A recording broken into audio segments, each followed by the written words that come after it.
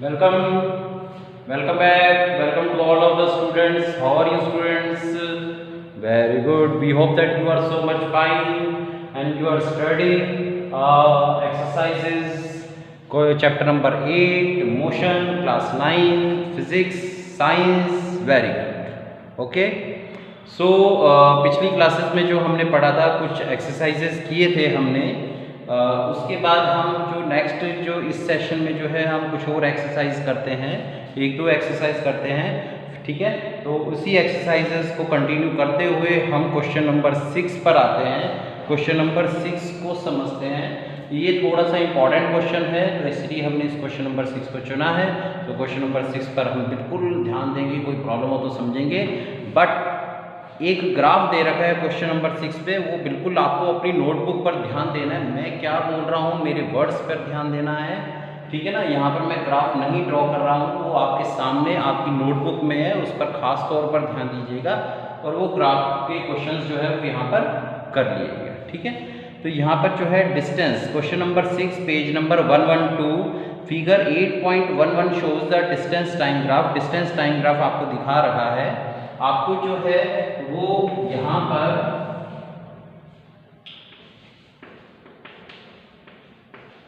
y axis में distance दिखा रहा है और x एक्सिस पर आपको दिखा रखा है टाइम, ठीक है ना। x एक्सिस पर आपको टाइम दिखा रखा है। अब इसमें कुछ क्वेश्चंस हैं, A B C D 4 questions हैं, उनका आंसर देना है आपको। तो सबसे पहला क्वेश्चन जो हमने यहाँ पे लिखा है, which of the three is travelling the fastest.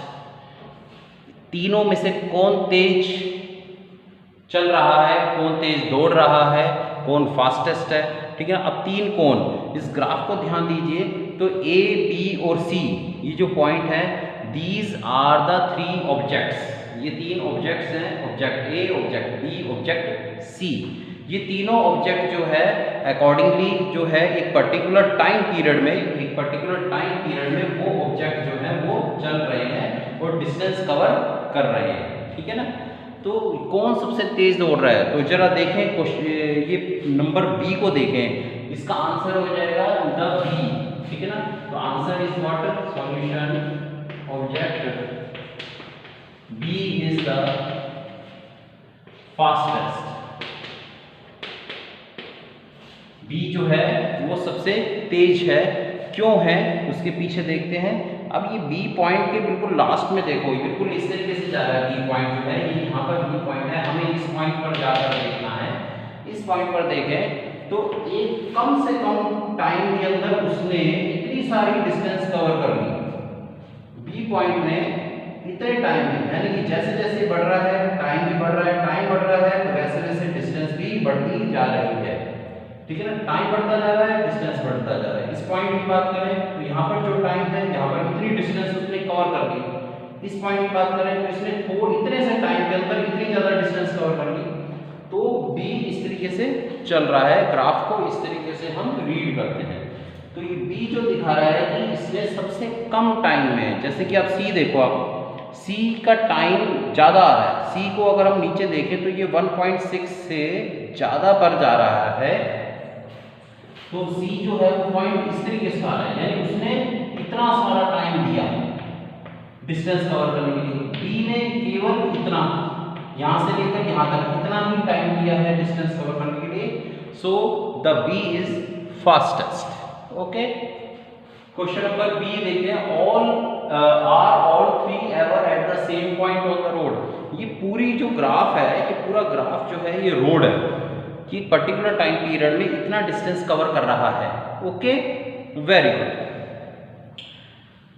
Are all the three ever, क्या तीनों उस रोड पर एक समय पर मिले हैं, एक पॉइंट पर, एट अ सेम पॉइंट पर क्या तीनों मिले हैं। तो इस ग्राफ में देखो, ऊपर ऊपर देखते हैं तो ए और सी आपस में इंटरसेक्ट कर रहे हैं। ए और सी ये आपस में इंटरसेक्ट कर रहे हैं, यानी कि वो इंटरसेक्ट का मतलब होता है जिस पॉइंट पर वो इंटरसेक्ट कर रहे हैं, यानी उस पॉइंट पर ए ऑब्जेक्ट और सी ऑब्जेक्ट जो है वो आपस में मीट करे हैं, यानी कि मिले हैं। और इसी तरीके से नीचे भी कई जगह है, लेकिन कोई ऐसी जगह नहीं है जहां पर तीनों के तीनों एक साथ मिले हों at a one point. So the answer is no. The answer is here no. They all are never meet at same point. वो एक पॉइंट पर नहीं मिले हैं, कभी भी नहीं मिले हैं, ठीक है ना। अब क्वेश्चन नंबर 3 का आंसर देखते हैं। क्वेश्चन नंबर, इसको मैं इरेज कर दूं, क्वेश्चन नंबर जो है ए को मैं इरेज कर देता हूं। यहाँ पर इसकी जगह पर हम जो है यहाँ पर क्वेश्चन नंबर 3 करते हैं। क्वेश्चन नंबर 3 कह रहा है how far has C travelled, how far has C travelled when B passes A, when B passes A। तो इस ग्राफ को बिल्कुल ध्यान से रीड करना, क्योंकि ये लास्ट के दोनों क्वेश्चन सी और डी पार्ट जो है ये थोड़े डिफरेंट है, इसको समझना है, ठीक है ना। ये ग्राफ को ध्यान से रीड करोगे तो ही समझ में आएगा। क्वेश्चन में ये कह रहा है कि how far has C travelled, यानी सी ने कितनी दूरी तय करी, यानी कि अपनों को डिस्टेंस निकालना है सी का, ठीक है ना। उसने कितनी दूरी तय करी व्हेन बी पासेस ए, जब ए और बी एक दूसरे को पास कर रहे हैं। तो ध्यान से देखिएगा, यहाँ पर ये डिस्टेंस है, ये टाइम है। यहाँ पर ध्यान से देखिएगा, ए और बी जो है वो पास कर रहे हैं कुछ इस तरीके से। ये जो पॉइंट आ रहा है ये लगभग 8 से ज्यादा आ रहा है। डिस्टेंस के अंदर आप ग्राफ के अंदर देखें तो 0, 4, 8 से ऊपर एक पॉइंट यहाँ पर जाकर जो है बी और ए, ये है बी और ये क्या है ए, ये बी और ए आपस में यहाँ पर इंटरसेक्ट कर रहे हैं, लगभग अप्रॉक्स वो यहाँ पर इंटरसेक्ट कर रहे हैं 8 के ऊपर। ये है 8 के ऊपर, ग्राफ में ध्यान से देखिएगा, 8 के ऊपर ए और बी लाइनें जो हैं ये आपस में इंटरसेक्ट कर रही हैं। तो ये कह रहे हैं कि जब बी पासेस ए, जब ए और बी एक दूसरे को इंटरसेक्ट करी तब सी कितनी दूरी पर था, तब हमें सी को देखना है। तो उस वक्त ये इस तरीके से सी निकल रहा है, इस तरीके से करता हुआ पास में सी निकल रहा है, यानी कि इस पॉइंट पर जब ये मिले तब सी भी अपनी दूरी तय कर रहा था, अपनी डिस्टेंस प्रिपेयर कर रहा था। तो सी यानी कि ये यहाँ पर था, यानी कि सी ने जो है वो डिस्टेंस कवर करी यहाँ पर। जब वो आपस में मिले तब सी कितनी दूरी पर था, उसने कितनी डिस्टेंस तय करी थी, how much distance that particular C has been covered. Okay, तो अपनों को ये पॉइंट जो है ये पॉइंट निकालना है कि ये पॉइंट कहाँ पर है। अभी कैसे निकालेंगे इस पॉइंट को, आप ध्यान से देखिएगा। तो ये जो 8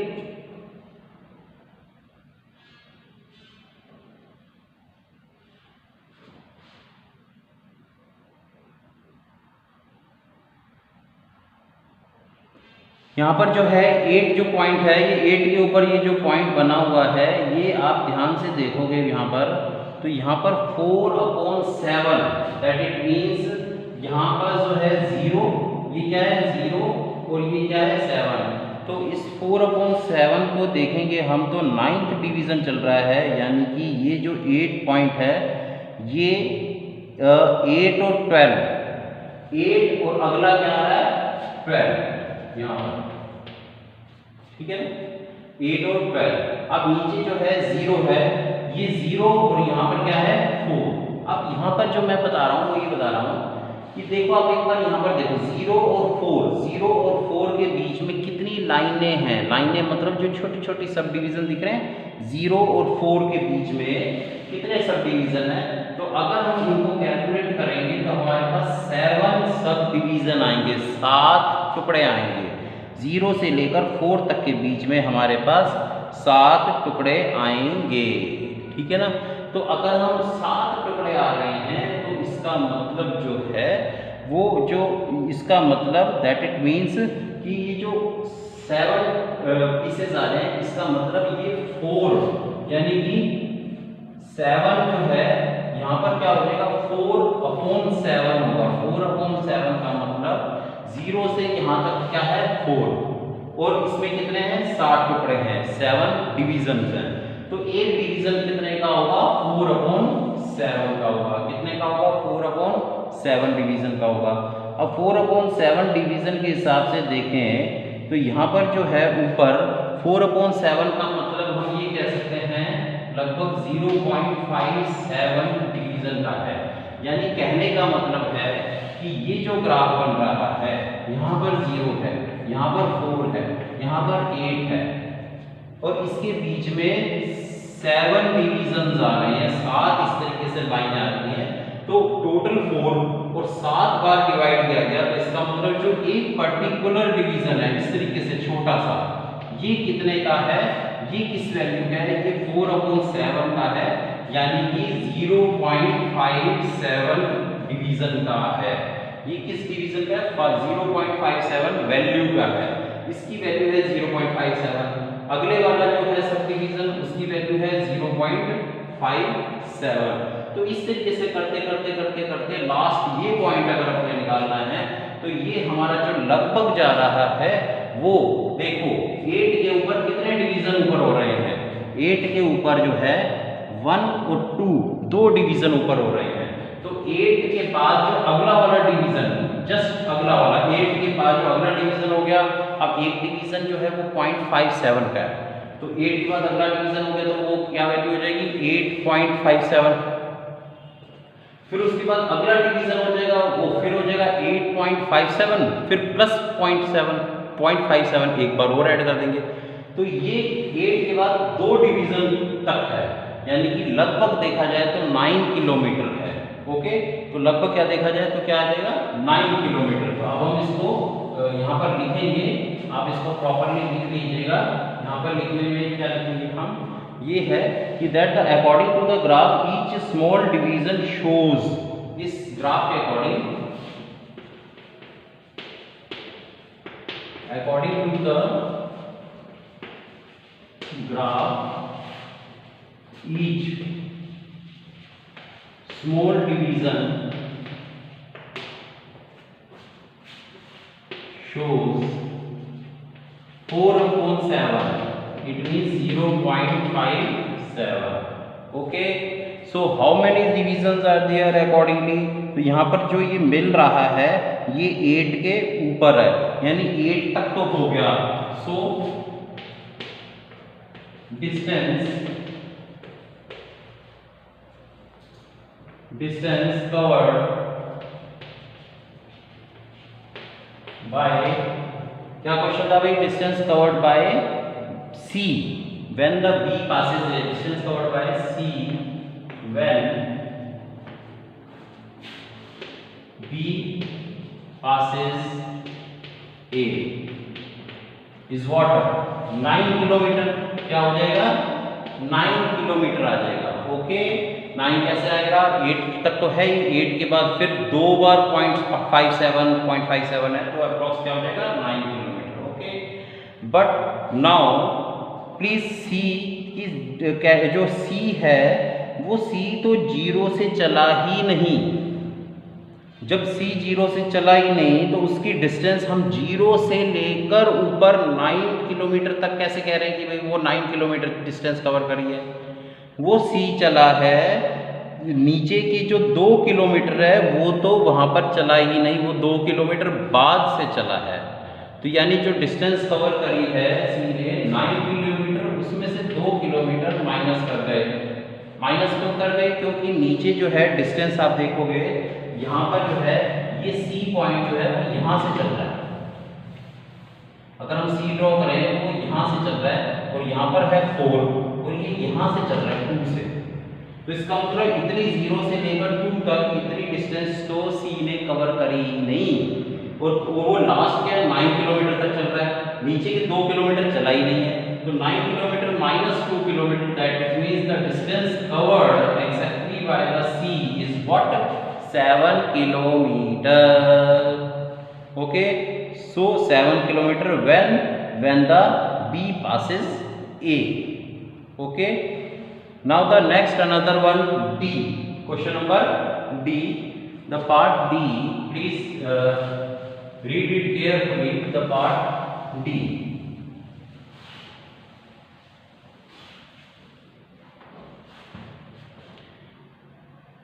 How far has B traveled by the time?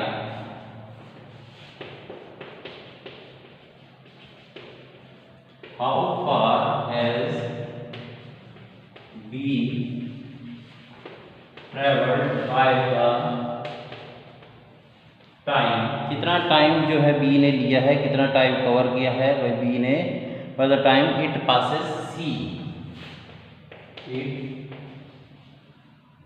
passes C, जब उसने C को पास किया। तो अब हम इस ग्राफ में देखें तो देखो, B ऑब्जेक्ट ने C ऑब्जेक्ट को एक जगह पर इंटरसेक्ट किया, एक जगह पर पास किया। अब वो हमें निकालनी है कि हाउ फार, फार मतलब डिस्टेंस, हमें निकालनी है डिस्टेंस की कितनी डिस्टेंस पर B ने जो है वो C को पास करा, यानी B ने कितने डिस्टेंस कवर करे। अब B जो है वो 0 से ही चल रहा है, तो हम पूरा 0 से ही देखेंगे। अब इस डिवीज़न को अगर हम ध्यान से देखें, इस डिवीज़न को अगर हम ध्यान से देखें तो हमारा जो डिस्टेंस कवर्ड जो है वो आ रहा है 4/7 इंटू, यहाँ पर 4 और ये 9। सो डिस्टेंस कवर्ड, सबसे पहले तो एक सब डिवीजन कितने का है 4/7। अब अगर आप इसको ध्यान से देखो तो ये ग्राफ बन रहा है और ये इस तरीके से जो है वो पास हो रहा है C और B। तो ये जो पॉइंट बन रहा है कि वो कहाँ से चला है, ये वाला जो है ये B है, ये क्या है B जो 0 से चला है, ठीक है ना। ये जो पॉइंट हम लोग को निकालना है। अब इसने कितने सब डिवीजन कैलकुलेट किए, यहाँ से लेकर यहाँ तक क्या है 4, ठीक है ना, 4 है। उसके बाद ये जो डिवीजन बन रहा है ये यहाँ पर यहाँ तक 4 है, लेकिन डिवीजन्स कितने हैं, डिवीजन 7 डिवीजन है, there are total 7 division. So total number of the division, total number of division जो है वो है 9। कैसे हैं, यहां तक 4 है, ये यहां तक 4 है, एक डिवीजन 2 3 इस तरीके से करते करते इस पूरे में टोटल तो 7 डिवीजन हो गए, 7 सब डिवीजन हो गए ना, छोटे छोटे टुकड़े 7 हो गए। और उसके बाद जब ये पॉइंट मिल रहा है तो यहाँ पर हमने देखा तो ये हो गया 8 और ये हो गया 9। तो यानी जब 9 टुकड़े हैं, 9वें टुकड़े पर 9 पीसेस पर ये मीट कर रहा है। अब एक पीस यानी कि एक सब डिवीजन कितने का है, क्या वैल्यू का है 0.57 यानी 4/7 का है। Distance covered equal to 4.4/7 into 9, ये डिस्टेंस कवर हो जाएगी। अब जिसमें कि टोटल नंबर ऑफ डिवीजन्स जो हैं वो कितने हैं 9 हैं, ठीक है ना। टोटल नंबर ऑफ डिवीजन 9 है। The value of one sub division, एक सब डिवीजन की वैल्यू जो है वो है 4/7 यानी कि 0.57, ठीक है ना। तो एक सब डिवीजन की जो वैल्यू है वो है 0.57, एक डिवीजन की वैल्यू है 0.57 जिसको हम 4/7 भी कह रहे हैं। टोटल कितनी है, यहाँ तक 9 है, 9 टुकड़े हैं। आप काउंट, आप कैलकुलेट करो, आप काउंट करो 1 2 3 4 छोटे छोटे टुकड़े जो हैं यानी सब डिवीजन जो हैं, तो ये टोटल 9 है। तो एक की वैल्यू है 4/7, टोटल 9 की कितनी वैल्यू होगी, वो होगी पूरी डिस्टेंस, वो क्या होगी पूरी complete distance. So that is the 36/7, 7 5 35, 0.7 7 4 5.14 क्या डिस्टेंस किसमें, किलोमीटर में। सो 5.14 डिस्टेंस होगी kilometre. So that is the answer. This one is the answer of this part B. ठीक है, क्या हो जाएगा 5.14 किलोमीटर। ठीक है, अब हम अगला क्वेश्चन करते हैं, क्वेश्चन नंबर 10। तब तक आप इसको कॉपी कर लीजिएगा।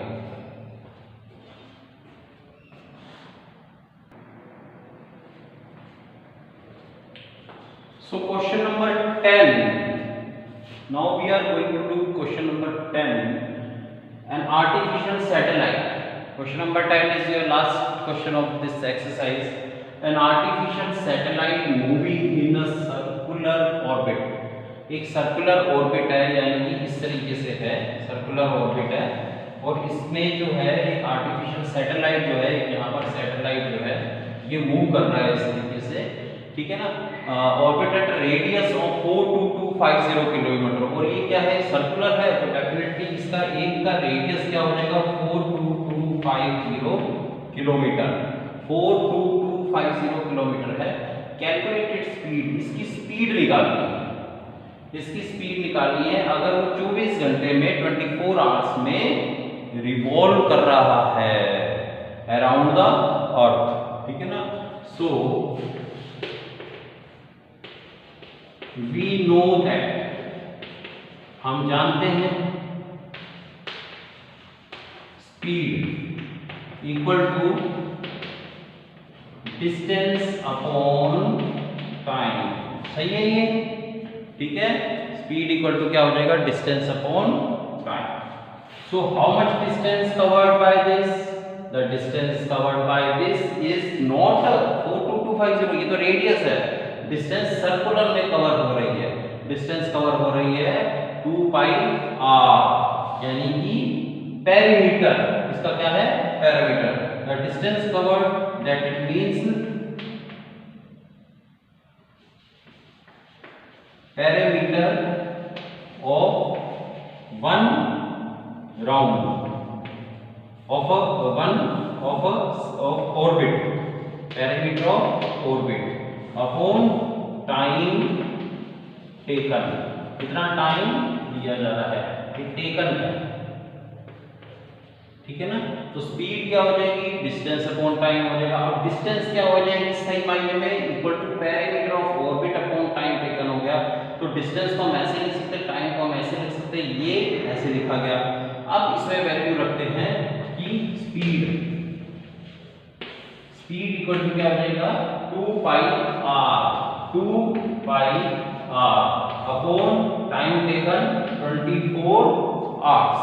So that it means we can do easily 2 into 3.14 into our radius is 42250, 2 into 3.14 into 42250 upon 24।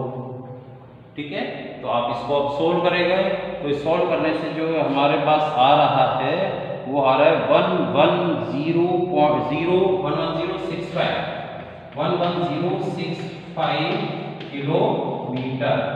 क्या स्पीड किलोमीटर में होगी, स्पीड तो होगी किलोमीटर पर आवर, क्योंकि 24 क्या है आवर्स है। So we can easily find the speed 11065 kilometre पर आवर। इन केस की क्वेश्चन में ये दे रखा हो कि भाई मीटर पर सेकंड या किलोमीटर पर सेकंड में निकालना है, तो हम इसको आसानी से निकाल सकते हैं। ठीक है ना, इसको हम करेंगे किलोमीटर पर सेकंड में निकालने के लिए 11065 किलोमीटर पर सेकंड, यानी आर को सेकंड में बदलना है, तो हमारे पास हमें क्या करना पड़ेगा, मिनट और फिर उसके बाद सेकंड, यानी 3600 60 into 60 3600, इससे हम डिवाइड करना पड़ेगा। तो अगर हम इसको डिवाइड करें तो हमारे पास जो आ रहा है वो एट लास्ट आ रहा है 3.07 किलोमीटर पर सेकंड। 3.07 किलोमीटर पर सेकंड आंसर आ रहा है अगर हम इसको सॉल्व करें तो। ठीक है ना, सो क्वेश्चन में कह रहा था कि कैलकुलेट स्पीड, इसकी स्पीड कैलकुलेट करो 24 आवर्स में।